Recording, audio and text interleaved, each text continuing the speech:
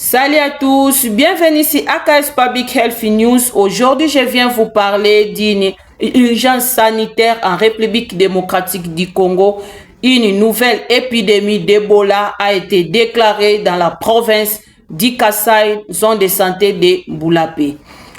Alors, je vous demande de rester jusqu'à la fin de cette vidéo pour que nous puissions en parler, connaître les modes, quels sont les signes d'Ebola et quels sont les modes de prévention, comment nous devons nous protéger contre cette épidémie. Je suis Ariana Sela Kasongo, professionnelle de la santé publique. J'ai fait des vidéos pour la sensibilisation, informer la population sur les différentes sortes de maladies épidémiques. Alors, selon l'OMS et les autorités sanitaires, le premier cas confirmé, c'était une femme enceinte décédée le 25 août 2025. À partir du 4 septembre, ils ont enregistré 28 cas suspects, dont 15 décès. Parmi les 15 décès, il y avait 4 professionnels de santé. Donc, il y avait 4 agents de santé qui donnent le taux de létalité de 54% qui est énorme. Alors, les souches identifiées, c'est Ebola Zaïre les plus virulents. Et quels sont les signes qui apparaissent quand quelqu'un est contaminé? Voici les premiers signes que vous allez voir. Il y a une fièvre soudaine et intense. Donc, au mona mutu a commencé à ba fièvre moko yamakasi subitement au moni ba fièvre moko yamakasi et elio. Donc, et puis balobi ke fatigue extrême, faiblesse générale. Au moni ke fatigue nzoto ko lemba nzoto nyonso ekomi ya ko lemba, faiblesse, un mot de tête violent, moni mutu ezo soit ya makasi vraiment, douleur musculaire et articulaire, moni nzoto misuni comme ko soit, et puis naba articulation ozo mona douleur, hein, yebake eza parmi ba signe ye Ebola. Et puis ba baksa biso ke mal de gorge, moni ke gorge ezo sala pasi. Donc, et puis, nausée, vomissement, diarrhée par nerf. Donc, ozomona mutu azo sanza, et puis azo leka diarrhée wano moni sangani na makila. Donc, soko moni ba signe bongo kende na lombango. Et puis balobi éruption cutanée dans certains cas. Omoni ke batu mususu et ça lié ba éruption, donc biloko bimi na nzoto. Et puis okomona ba saignement intense, etc. Donc ozomona ke mutu azo saigner de partout, azo saigner na bazolo, azo saigner na matoi, donc azo saigner. Tant ozomona déjà babiloko abongo yebake eza virus ya Ebola ko vanda na ndako te. Surtout ba saignement wana yebake komi déjà avancé.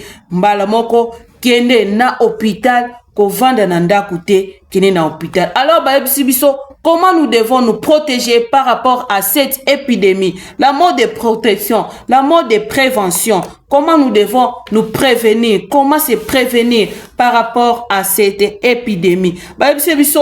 Hygiène des mains, il faut laver régulièrement les mains avec du savon et de l'eau. Donc l'eau, maï dans savon, ezangakate, balobi na biso régulièrement. Bande kona biso ba o bazana kasai.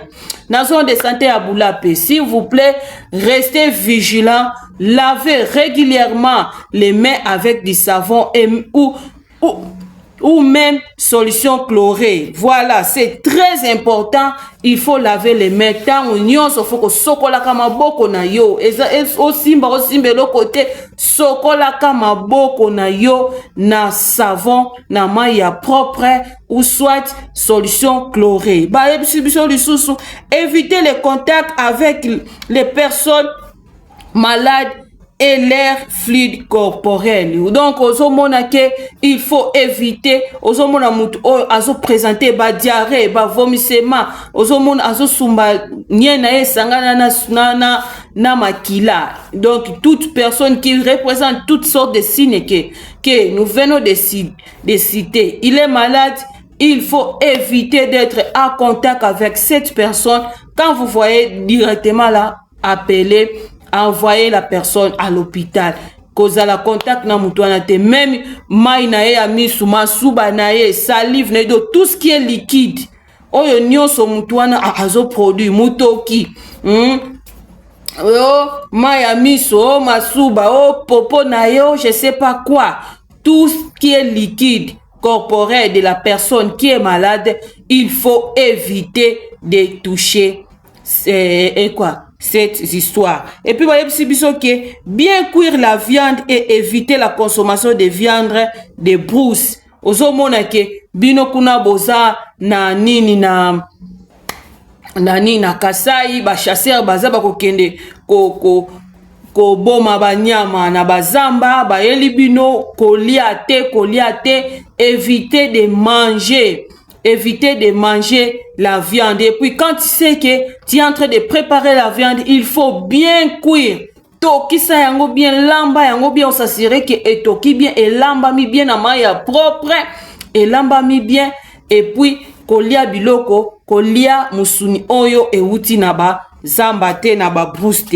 Et puis ba epsi biso lisusu signe nini ba epsi biso signaler immédiatement tout cas suspect autorité sanitaire. Donc soki omoni ke ba signe oyo nyonso tu na tangi omoni mutu moko na famille, na communauté, na veni, na quartier, je sais pas comment, azo présenter ba signe wana, directement informer les autorités sanitaires. Kofani sango na ndaku te, kende mbango na l'hôpital, na ba zone de santé, kende koyepsa tala etele, na ndako ya mama etele, na ndako ya mama fulani, mutu moko azo présenter ba signe bongo, boya kozwa ye, bosala bozo en charge. Baminganga baza wana baza former gouvernement miso atie mbongo na ye pona kolandela ba oni surtout bazobela maladie ya Ebola. Et pour biso que c'est rendre rapidement à l'hôpital. Donc si vous voyez que vous avez des signes de vomissement, de diarrhée mélangés avec du sang ou pas,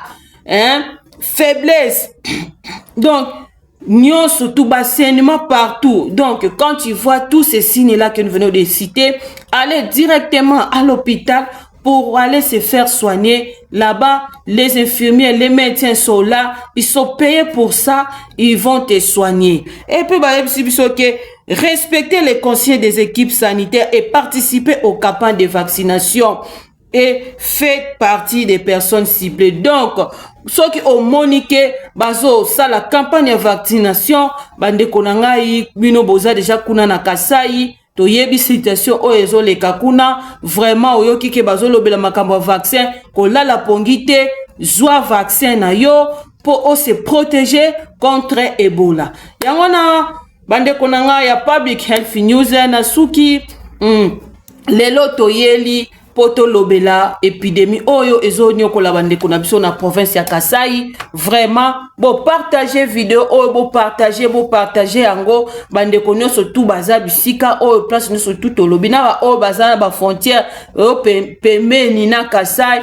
Donc boye banako milengele pona épidémie oyo ezonyo kola biso bo partager. Merci na ba onyo so balanda biso, merci na soutien na bino, merci na ba courage bozo encourager biso to continuer ko sala musala oyo. Merci bo s'abonner massivement, bo s'abonner et puis bo partager ba vidéo na biso oyo parce que ça peut sauver des vies. Il y a des gens peut-être ils connaissent des signes. Mais c'est un rappel pour eux, mais il y a des personnes qui ne connaissent rien, absolument rien. Mais biso toza wana tozo lobelango na lokota ya lingala pour permettre mutunyoso à tout niveau ayeba ke virus boye épidémie boye za na province boye ndenge nini ya kosala pona na ko se protéger contre épidémie wana. Bo partager message oyo, bo partager ba vidéo oyo pour esunga bande kuna biso ba oyo bazana ba problème difficile, ba oyo bazana ba difficulté, peut-être ba sensibilisation ezo salma mais eza vraiment quotidien te. Mais nous sommes là, mais si tu partages ça et ko sunga mutu oyo, donc ça peut sauver des vies.